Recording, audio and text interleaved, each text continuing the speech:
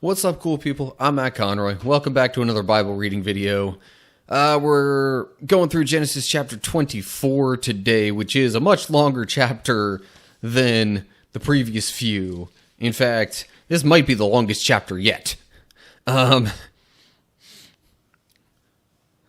all that happened last time was that Sarah died and Abraham bought a burial ground for her and future members of his family who would need to be buried. But anyway, so let's just hop right into this thing. I'll try not to read too much all at once and have like a giant wall of text on the screen in front of me. We'll just see how it goes, though. Alrighty, so chapter 24, verse 1. Abraham was now a very old man, and the Lord had blessed him in every way. One day Abraham said to his oldest servant, the man in charge of his household, "Take an oath by putting your hand under my thigh. Swear by the Lord, the God of heaven and earth, that you will not allow my son to marry one of these local Canaanite women. Go instead to my homeland, to my relatives, and find a wife there for my son Isaac." So, my guess is the reason for this was just because of, Abraham not being as sure of the character, I guess, of the Canaanite women over and against, those in his own family who all descended from the same, folks that were generally righteous in God's eyes. So anyway, verse 5. The servant asked, "But what if I can't find a young woman who is willing to travel so far from home? Should I then take Isaac there to live among your relatives in the land you came from?" "No," Abraham responded. "Be careful never to take my son there. For the Lord, the God of heaven, who took me from my father's house and my native land, solemnly promised to give this land to my descendants. He will send his angel ahead of you, and he will see to it that you find a wife there for my son. If she is unwilling to come back with you, then you are free from this oath of mine. But under no circumstances are you to take my son there." So, the servant's question is a pretty valid one, because, Abraham was far removed from the rest of, his family tree, wherever they would have lived in his generation and prior, basically, before his father Terah had moved them elsewhere. But of course, Abraham had been promised the place where he was living at this time by God. And of course, if, that's the land that's promised to him and his descendants, then his son Isaac shouldn't be moving back to where he came from. So anyway, verse 9. So the servant took an oath by putting his hand under the thigh of his master Abraham. He swore to follow Abraham's instructions. Then he loaded 10 of Abraham's camels with all kinds of expensive gifts from his master, and he traveled to distant Aram Naharaim. There he went to the town where Abraham's brother Nahor had settled. He made the camels kneel beside a well just outside the town. It was evening, and the women were coming out to draw water. Okay, so first off, I don't know what's up with the whole hand under the thigh thing for swearing an oath, but I assume that was, a significant gesture. Also, regarding the whole women drawing water in the evening, they wouldn't want to do it in the hottest part of the day, so that's why it would have been in the evening. But otherwise, it's pretty much just, servants doing as Abraham said. went to where his brother was living, apparently, where Abraham's brother and his family were living. Anyway, verse 12. O Lord, God of my master Abraham, he prayed, please give me success today and show unfailing love to my master Abraham. See, I am standing here beside this spring, and the young women of the town are coming out to draw water. This is my request. I will ask one of them, please give me a drink from your jug. If she says, yes, have a drink, and I will water your camels too, let her be the one you have selected as Isaac's wife. This is how I will know that you have shown unfailing love to my master. So, Abraham's servant is looking for a way to help kind of narrow down the field, so to speak. And gives those kind of... gives that action and those words as kind of his cue to know who he should focus on. Verse 15. Before he had finished praying, he saw a young woman named Rebekah coming out with her water jug on her shoulder. She was the daughter of Bethuel, who was the son of Abraham's brother Nahor and his wife Milcah. Rebekah was very beautiful and old enough to be married, but she was still a virgin. She went down to the spring, filled her jug, and came up again. Running over to her, the servant said, please give me a little drink of water from your jug. Yeah, I don't think they'd be going into this much detail about Rebekah and what she was like if she wasn't going to be the one, just saying. Anyway, servant asks for a drink from her. And then in verse 18, yes, my lord, she answered, have a drink. And she quickly lowered her jug from her shoulder and gave him a drink. When she had given him a drink, she said, I'll draw water for your camels too, until they have had enough to drink. So she quietly emptied her jug into the watering trough and ran back to the well to draw water for all his camels. Okay, so she's done all the stuff that the servant was saying, hey, if she does this, let her be the one. So, verse 21. The servant watched her in silence, wondering whether or not the Lord had given him success in his mission. Then at last, when the camels had finished drinking, he took out a gold ring for her nose and 2 large gold bracelets for her wrists. Whose daughter are you? He asked. And please tell me, would your father have any room to put us up for the night? So, I mean, it was late, so looking for a place for the night was understandable, I suppose. I'm not entirely sure what the deal is with the gold ring and the bracelets, but I'm guessing he has the intention of giving these to her as like a sign of,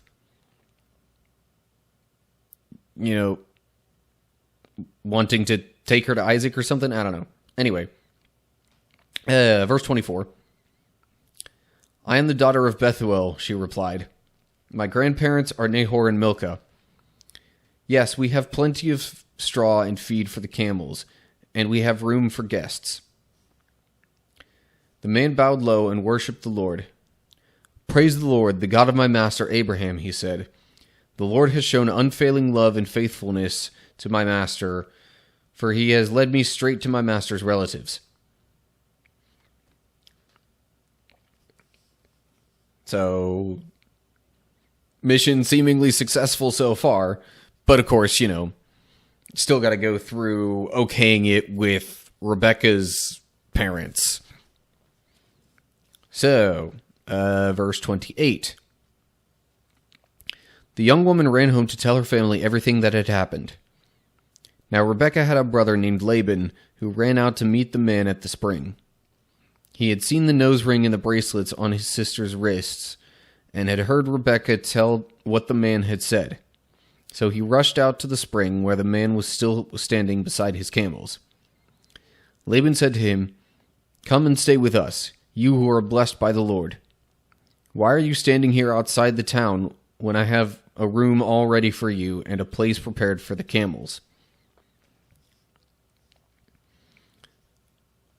All right, so Laban's basically telling him, "Hey, what are you doing still standing there? Come on. We've got space for you, and it's ready. Let's go." Verse 32. So the man went home with Laban, and Laban unloaded the camels, gave him straw for their bedding, fed them, and provided water for the man and his camel drivers to wash their feet. Then food was served. But Abraham's servant said, "I don't want to eat until I have told you why I have come." "All right," Laban said, "tell us." "I am Abraham's servant," he explained, "and the Lord has greatly blessed my master. He has become a wealthy man. The Lord has given him flocks of sheep and goats, herds of cattle, a fortune in silver and gold, and many male and female servants, and camels and donkeys." So there's a little bit of an indication of, the wealth that Abraham had accumulated. But I mean, we kind of already knew this to some extent. He's just explaining this to, Abraham's relatives, who were probably none the wiser because he had gone somewhere completely different. Verse 36. When Sarah, my master's wife, was very old, she gave birth to my master's son, and my master has given him everything he owns. And my master made me take an oath. He said, "Do not allow my son to marry one of these Canaanite women." Local Canaanite women, sorry. "Go instead to my father's house, to my relatives, and find a wife there for my son." Okay, so he's kind of explaining just the broader situation, and a lot of this is going to sound really familiar for the next few verses, but again, he's explaining all of this to, Laban and Nahor and all of them, just kind of saying why he's there in the first place. Verse 39. But I said to my master, "What if I can't find a young woman who is willing to go back with me?" He responded, "The Lord, in whose presence I have lived, will send his angel with you and make your mission successful. Yes, you must find a wife for my son from among my relatives, from my father's family. Then you will have fulfilled your obligation. But if you go to my relatives and they refuse to let her go with you, you will be free from my oath." So, yeah, again, kind of stuff that we already knew and had heard at first. Verse 42. So today when I came to the spring, I prayed this prayer. "O Lord, God of my master, Abraham, please give me success on this mission. See, I am standing here beside this spring, and this is my request. When a young woman comes to draw water, I will say to her, 'Please give me a little drink of water from your jug.' If she says, 'Yes, have a drink, and I will draw water for your camels too,' let her be the one you have selected to be the wife of my master's son." Before I had finished praying in my heart, I saw Rebekah coming out with her water jug on her shoulder. She went down to the spring and drew water, so I said to her, "Please give me a drink." She quickly lowered her jug from her shoulder and said, "Yes, have a drink, and I will water your camels too." So I drank, and then she watered the camels. So, again, him kind of rehashing all this is like, I'm like, okay, we know all this. Why can't... I do wonder a little bit why the writer of this couldn't have just said that the servant explained everything that had happened. But anyway, verse 47. Then I asked, "Whose daughter are you?" She replied, "I am the daughter of Bethuel, and my grandparents are Nahor and Milcah." So I put the ring on her nose and the bracelets on her wrists. Then I bowed low and worshipped the Lord. I praised the Lord, the God of my master Abraham, because he had led me straight to my master's niece to be his son's wife. So tell me, will you or won't you show unfailing love and faithfulness to my master? Please tell me yes or no, and then I'll know what to do next. Before I go further, I will say, even though I was kind of asking why does it feel the need to have this all written down twice within the same chapter, a lot of times, repetition gets used to, further emphasize the importance of something or just a specific point that's being made. But anyway, so now we've finally gotten back to the present moment, and the servant asking whether or not they'll let Rebekah go with him back to Isaac. Verse 50. Then Laban and Bethuel replied, "The Lord has obviously brought you here, so there is nothing we can say. Here is Rebekah. Take her and go. Yes, let her be the wife of your master's son, as the Lord has directed." So, obviously, they were also still close enough with God that they figured, well, if this is something from God, then who are we to stop it? So, verse 52. When Abraham's servant heard their answer, he bowed down to the ground and worshipped the Lord. Then he brought out silver and gold jewelry and clothing and presented them to Rebekah. He also gave expensive presents to her brother and mother. Then they ate their meal, and the servant and the men with him stayed there overnight. But early the next morning, Abraham's servant said, "Send me back to my master." So, he's wanting to get going back pretty quick, maybe in part because he knows how old Abraham is and possibly wants him to still be alive to see, his son Isaac get married. So he gave a lot of stuff, as was kind of customary to the family of the bride. And, then stayed the night and wanted to get on his way. Verse 55. But we want Rebekah to stay with us at least 10 days, her brother and mother said. Then she can go. But he said, "Don't delay me. The Lord has made my mission successful. Now send me back so I can return to my master." Well, they said, "We'll call Rebekah and ask her what she thinks." So they called Rebekah. "Are you willing to go with this man?" they asked her. And she replied, "Yes, I will go." So, I guess the reason they wanted her to stay a few more days was just, to have some time of knowing that she would be leaving and kind of, get to say her last goodbyes and, spend a little more time with them.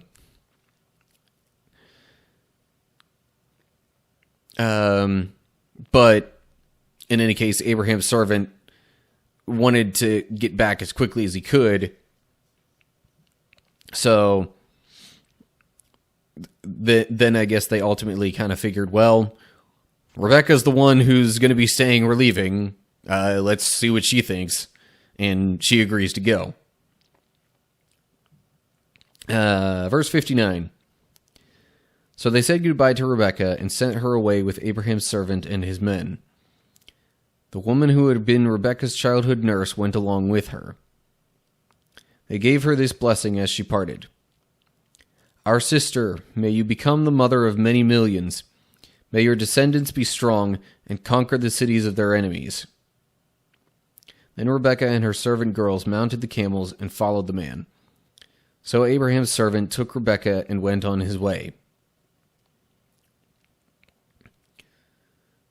So, I hadn't really noticed the little tidbit about, or I probably did notice but didn't remember previously, the little tidbit about Rebecca's childhood nurse going along with her, but whatever. I guess, some sort of familiar companion would have been nice to have. Also, the blessing that her family prays upon her sounds reminiscent of, God's covenant with Abraham regarding his descendants. Just saying. Okay, verse 62, getting close now. Meanwhile, Isaac, whose home was in the Negev, had returned from Beer Lahai Roi. One evening, as he was walking and meditating in the fields, he looked up and saw the camels coming. When Rebekah looked up and saw Isaac, she quickly dismounted from her camel. "Who is that man walking through the fields to meet us?" she asked the servant. And he replied, "It is my master." So Rebekah covered her face with her veil. Then the servant told Isaac everything he had done. And Isaac brought Rebekah into his mother Sarah's tent, and she became his wife. He loved her deeply, and she was a special comfort to him after the death of his mother. So I guess the implication there is that it was not too long after Sarah's death that all this happened. I mean, at the beginning of the chapter, it didn't really give any time frame for what had possibly happened in between. It just said Abraham was now. So this might have even happened like right after he buried Sarah. We don't know for sure. But again, the implication of these last couple of verses is that it was pretty shortly thereafter, at least. So anyway, Abraham's servant takes Rebekah with him, and they finally meet up with Isaac, and basically, yay, Isaac and Rebekah are married. So yeah, that's chapter 24. Gee, that was long. I tried to keep my commentary to a minimum on it just because I knew it was going to be long. But yeah, I don't know if there's really a whole lot else to say in regards to that. I think what stands out to me is just kind of the willingness, I guess you would say, of Rebekah and her family, as well as the recognition of, this being God's work and something that, was seemingly set up by God. And because of that, their, willingness to go along with this and to essentially obey God's plan. Sometimes I think we all wish we had this level of ability to recognize what was from God. I mean, in hindsight, it's easy to say, but in the moment, it's not always so clear to us. Anyway, okay, that's all I've got to say for this time around. So, as always, like, share, subscribe, click the bell, all that good stuff. Just look down in the description for info on, my social media pages, how to find and follow, interact, all that good stuff. And, of course, leave all your comments down below any of that with any thoughts that you have. So, yeah, that's going to do it. Hope you're all doing well. Hopefully, I will see you for the next chapter, which should not be as long. But anyway, until then, stay cool, people.